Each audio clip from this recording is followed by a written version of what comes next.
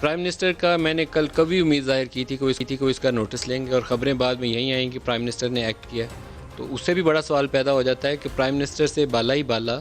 وہ کون ہے جس نے گرفتار کیا یا اٹھایا۔ گرفتار کا لفظ میں صرف اس لیے استعمال کر رہا ہوں کہ خواجہ آصف نے کل اپنی پریس ٹاک میں استعمال کیا تھا، نہیں تو میں گرفتار کا لفظ استعمال کرنے کے بالکل حق میں نہیں ہوں، کیونکہ یہ جبری گمشدگی تھی یا اغوا تھا، اور اس کو ڈیفائن کرنا چاہیے ریاست کو کہ کیا جرنلسٹ کو اسی طریقے سے غائب کرنا وہ کسی طریقے سے پاکستان کے مفاد میں ہے؟ کیا زبان کی بندش یا تالا لگانا وہ پاکستان کے مفاد میں ہے؟ خاص طور پر ایسے جرنلسٹ یا ایسے حضرات جن کا صرف ایک مقصد ہے کہ وہ سچ بولیں، پاکستان کی مضبوطی، پاکستان کے اداروں کے استحکام کے لیے کام کریں اور پاکستان میں آئین کی بالادستی کے حوالے سے سوالات اٹھائیں،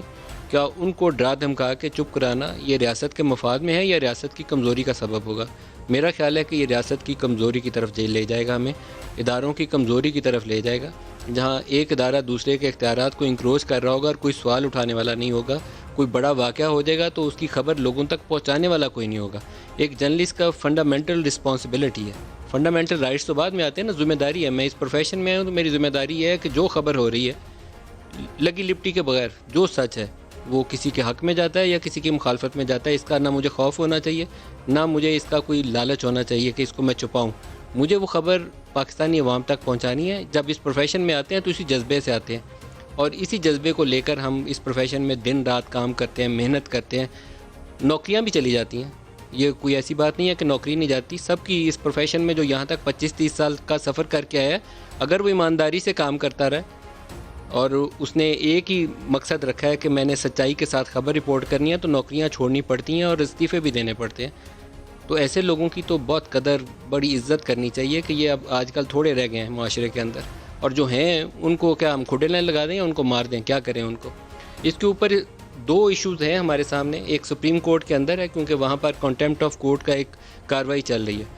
اور وہاں پر تو وہ جو سوال جواب ہوگا میں اس کے اوپر زیادہ رائے نہیں دیتا، اور سپریم کورٹ کے سامنے یہ معاملہ بھی زیر غور بھی ہے، ڈسپوز آف نہیں ہوا جب تک رپورٹ آ نہیں جاتی۔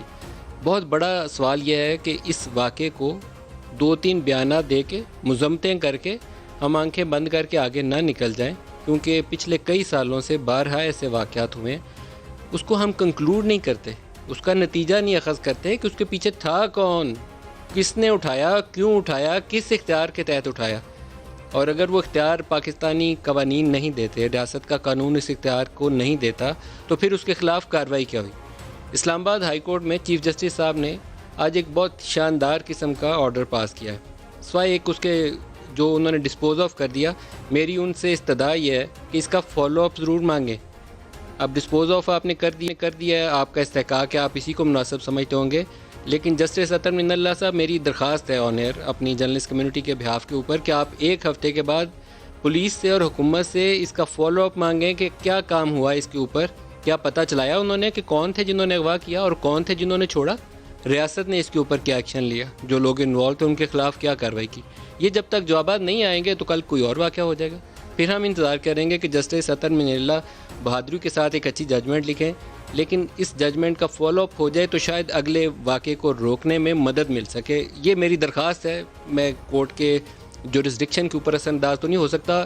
دست بستہ درخواست کر سکتا ہوں، اور یہ درخواست کر رہا ہوں سپریم کورٹ سے بھی اور اسلام آباد ہائی کورٹ سے بھی، جن کے سامنے یہ معاملات آئے وہ اس کے اوپر غور کریں اور اس کا فالو اپ لیں اور آئندہ سے اس کا تدارک بھی کرنے میں ہماری مدد کریں۔